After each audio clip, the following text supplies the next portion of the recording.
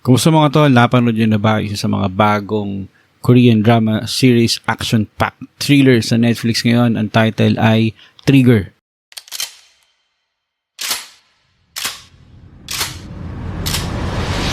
해줘. 총격으로 피해자 발생. 뭐야 이거? 총 더 있어요. 무슨 근거로? 내가 봤으니까 총을 원하는 사람들. Ito ay ginanapan nila Kim Nam-gil bilang isa sa mga bida rito. Ang pangalan niya si Lee Do, a disciplined detective and ex-military sniper, as well as Kim Yang-kwang plays Moonbaek, isang enigmatic arms dealer. No?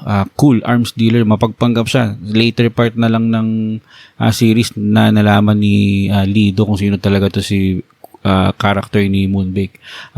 Both are guided by Kwon Ong-sung, who both wrote and directed the 10-episode series. So, 10 episode itong series na to. Napakahaba nito.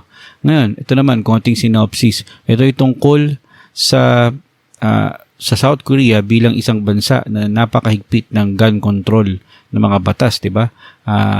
Bawal ang mga private citizens magkaroon ng mga batas or very sobrang limited lang. The law are clear, bawal, pati implementation sobrang higpit.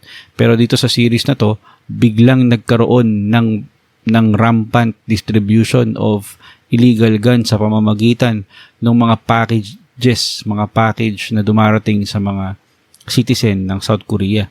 Ngayon, dahil nangyari na nga ito, si Lee Do bilang isang detective, siya yung naatasan na hanapin kung sino yung mga salarin, sino yung mga taong behind sa malawakang distribution ng mga illegal na baril na pumapasok sa bansa ng South Korea. Ngayon, dun natin malalaman na ang kalaban pala niya talaga dito si Moonbaek at pareho silang may pinanggalingan na mga trigger or anger management issues, mga traumatic past na siyang nagiging trigger para magalit ang isang tao, magalit sila.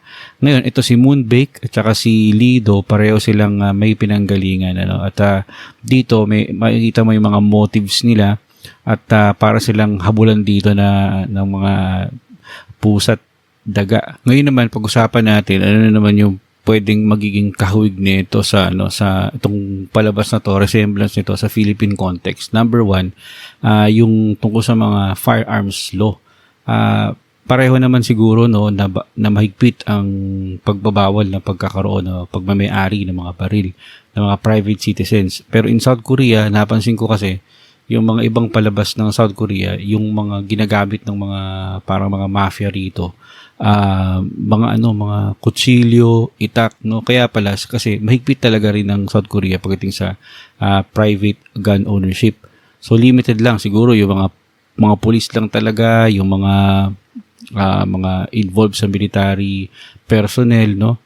Talagang sobrang higpit ng regulation. Sa Pilipinas naman, ganoon din naman. Kaya lang we do allow license private ownership dun sa mga makakapasa ng mga test na tulad ng permit to carry, permit to own, with strict requirements in terms of bureaucracy pagpaprocess ng ownership. Ngayon, number 2 na resemblance nito, yung gun control. So pareho na nga maganda yung batas natin pagdating sa gun ownership. However, yung control, kasi napansin naman natin, meron na nga mga illegal circulation of firearms in the Philippines. No, sobrang isipin mo yung mga loose firearms sa mga nire-report, although wala akong data, but if you will see the news, talagang mayroong mga binaril, tapos pag nakumpis kayo mga baril, hindi matrace kung kanino galing, kung sino yung may-ari. So while yun nga, nagkakaroon tuloy tayo ng mga problema, mga real-time problem pagdating sa mga gun-related crimes, because of gun control. Another issue is yung anger management, yung mga anger issues leading to shooting incidents. Just recently, di ba, yung nagkainitan lang sa kalye, nagkagitan lang, binaril na, yung mga ganun, di ba? Magtataka ka paano nakapasa yun sa mga psychological test, kasi bago ka magmay-ari, bago ka payagan na na magkaroon ng baril, di ba? Dumadaan ka sa mga psychological test. Pero yung pala meron kang anger issue. Bakit hindi nakikita yon? Isa pa dito, yung mga family feuds, yung mga away ng mga pamilya sa lupa, pag nagkainitan, babarilan na sila. Ngayon, ito yung mga frustrations no natin mga Pilipino na andali na lang pumatay ng tao, andali na lang pumutok ng baril. No, parang yung ngayon nangyari sa series 'di ba? Yung gigil na yung mga tao na hindi daw sila hindi na nila ma-release ang anger nila, and the only way that they can release it is through violence. At doon nga sa series meron pa nag-rally na pro and anti, 'di ba? Tapos hanggang nauwi na sa kaguluhan na nga kasi may nag-trigger nga, may nagpaputok ng baril. Ngayon, isa sa mga issues din yung about human trafficking and related social concerns, social issues. Kasi 'di ba si Moonbake, backstory naman niya, siya ay biktima ng human trafficking nung bata pa lang siya. Kinidnap siya ng mga sindikato. Tapos wala ng pulis na nakapagligtas sa kanya hanggang yun na nga, naging malalim na siyang deeply connected na siya sa mga criminal, na mga mafia.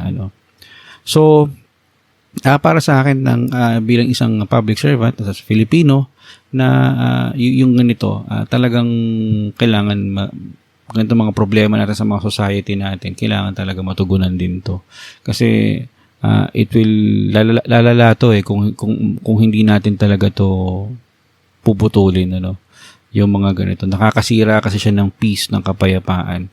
At ito nga palang series na to ay for mature audiences only kasi napaka-violente nito. Mayroong mga bata na meron ditong scene na dun sa loob ng school, yung mismong bata, yung estudyante, nagkaroon siya ng baril, tapos binaril niya yung mga nambubuli sa kanya at iba pa, no? So kung meron kayong kasama mga bata sa bahay, huwag niyo ipapanood to. Kailangan mature na yung mga manonood nito.